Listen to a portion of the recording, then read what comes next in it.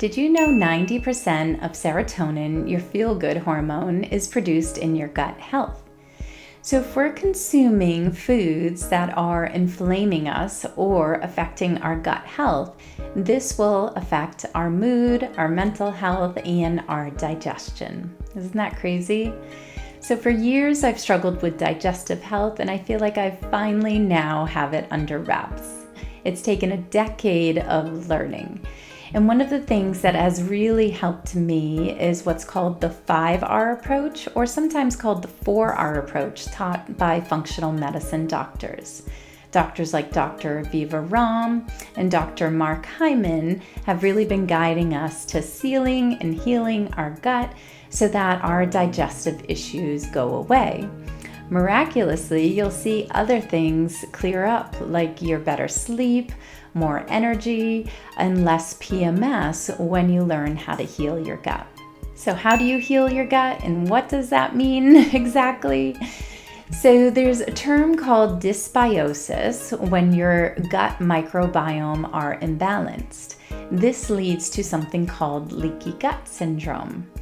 Leaky gut syndrome produces a variety of symptoms that are unexplained, really. So see if you can check off any check marks of these symptoms and relate to any of them. So 10 signs you may have leaky gut syndrome include digestive problems, bloating, constipation, or diarrhea, food intolerances like meat, dairy, or gluten, seasonal allergies, skin complaints. It could be anywhere in the back of your arms, your buttocks, or your back, or your face, autoimmune disorders, tired or poor concentration, anxiety and depression, yeast or candida overgrowth, you can't lose weight, or your joints ache. So if you have signs of leaky gut syndrome, or you're just noticing your digestion is not ideal, then you want to heal your gut with the 5R approach. We'll get into that in just one moment. But what is an ideal poop? They say an ideal poop, if we look at the Bristol stool chart, which I'll put up an image here, an ideal poop looks like a banana, and you're going 2 to 3 times a day. Now that banana shape could come out in 2 parts or 1 single time.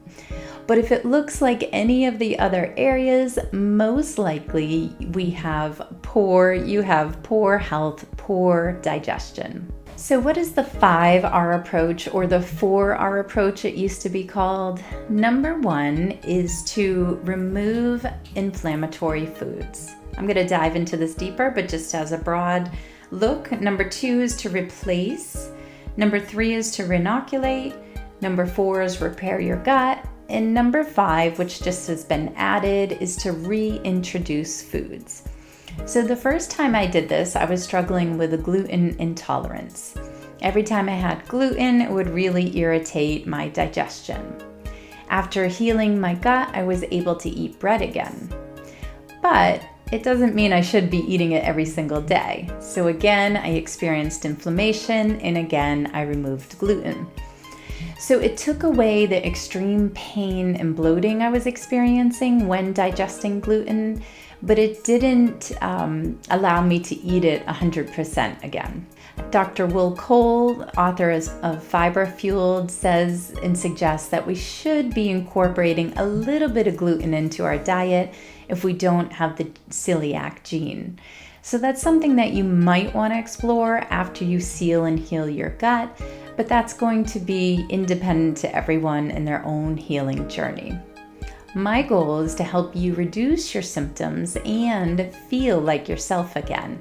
And one of the ways we can do that is by healing your gut. So step 1, remove. You want to take out the things that inflame you. The top allergens are wheat, corn, eggs, dairy, peanuts, and soybeans. If you can't give up dairy altogether, sometimes goat milk or sheep milk is easier on your digestion. Alternatively, clients have said that raw milk or raw cheese works better for them. I personally find that the raw cheese is better, but the raw milk I still can't do, or the raw cream I can't do. So the raw milk or cheese has more digestive enzymes, which is why it's easier for us to digest. So you'll have to see by yourself if you're able to consume these food products or if they cause inflammation for you.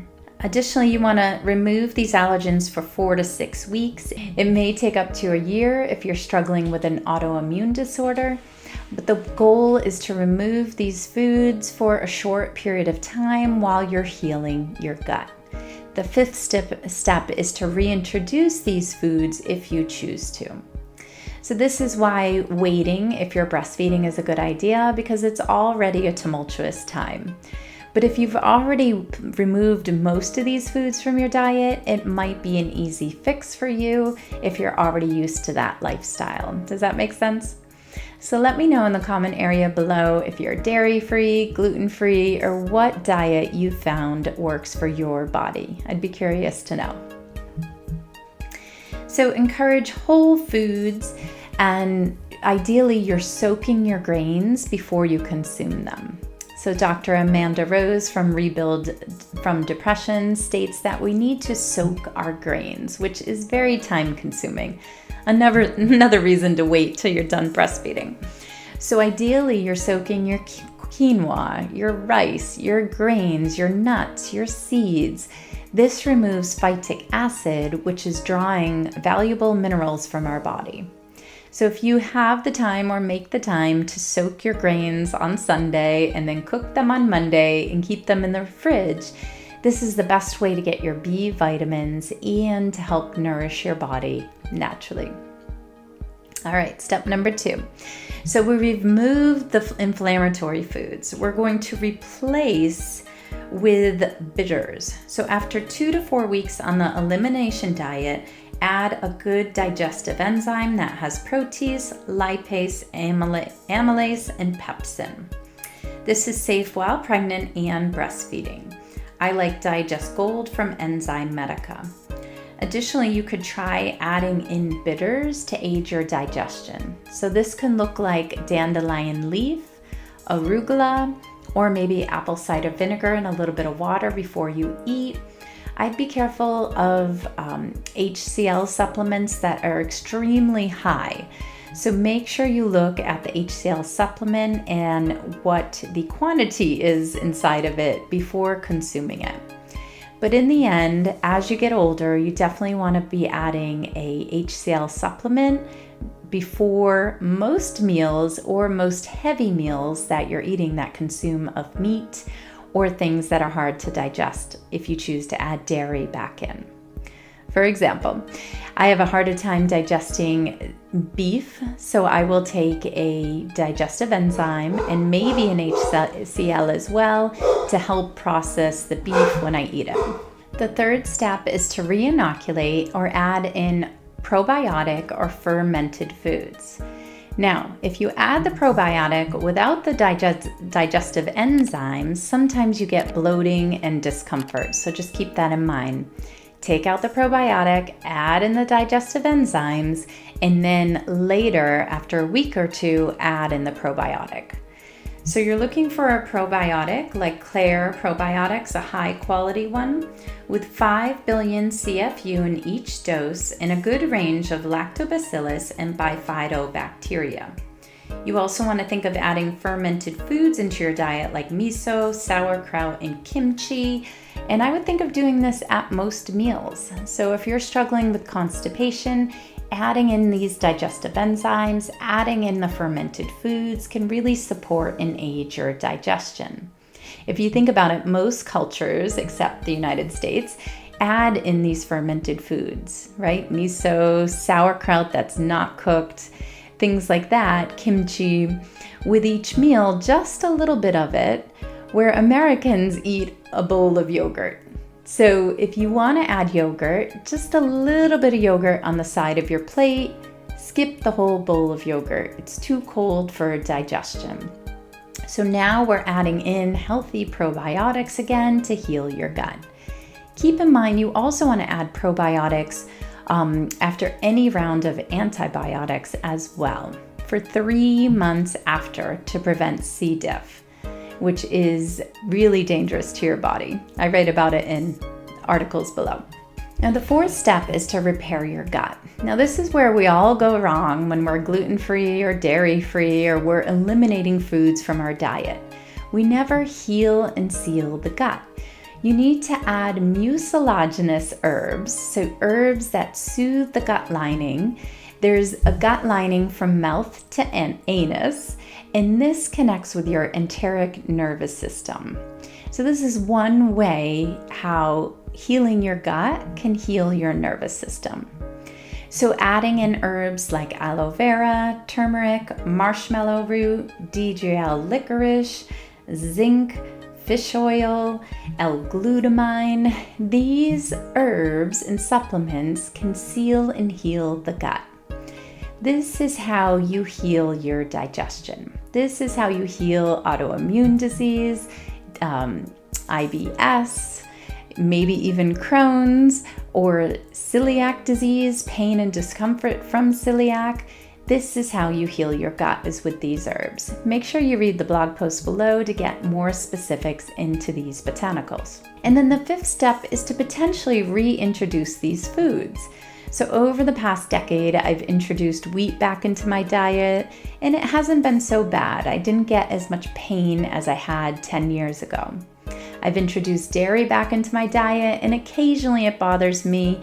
Actually, most of the time it bothers me. So the fifth step is about adding the foods that bothered you before back into your diet. This is an optional step. You don't have to take it. So by reintroducing wheat into your diet, if you don't have the celiac gene, the gene that determines whether you get celiac disease, you may want to incorporate wheat back into your diet for the high fiber. It may or may not work for you. Over the years, I've explored adding this food back in, and the results aren't terrible. I've concluded once a day is okay, 2 or 3 times a day is too much. On the other hand, dairy, when I add dairy back into my diet, it really inflames me. It hurts my joints, hurts constipation. It is not my friend. So over the years, I've explored sheep milk and goat's milk, or just eliminating it altogether. So you really have to see what works for you. But the fifth step is optional. You're adding in these foods that bothered you, that tend to be inflammatory, and see if they still aggravate you. So let me know if this video was helpful. The 5 steps again are: number 1, remove the foods that bother you. Number 2, replace with digestive enzymes. Number 3, re-inoculate with probiotics. Number 4, repair your gut with herbs. And number 5 is optional, where you're adding those foods back in and noticing if you get a reaction. For more details on this, make sure you head over to my blog post at taragregorio.com. And again, if you're serious about healing postpartum anxiety and depression naturally, make sure you join your free class, the Present Mama Masterclass, so I can share the root causes and how you can heal naturally. I'll see you next week. Thank you.